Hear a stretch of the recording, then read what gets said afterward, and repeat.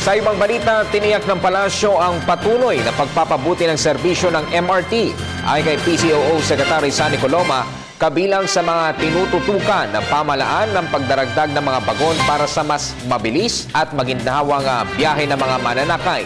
Bukod dito, prioridad din ng pamalaan ang kaligtasan ng mga pasahero ng naturang mass transit. Yung programang inilatag nila ay para sa buong taon ng 2015 ipapatupad. Ang pinakatampok dyan yung acquisition of new train sets. Pero hindi ito magaganap hanggang September. In the meantime, yung ibang aspeto ng sistema ang inasikaso, katulad yung pagpapalit ng mga release, yung pag-upgrade ng power system, yung pag-setup ng unified fare collection system, at yung pagbibigay ng mas convenient facilities sa mga commuters, no, sa mga train stations. Kaya yan naman ang buong latag ng kanilang buong programa.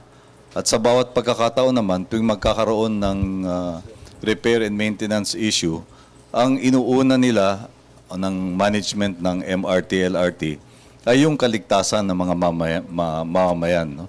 Hindi naman nako-compromise ito, kaya kung merong operational issue or problem, the safety of the passengers or the commuters is the primary consideration.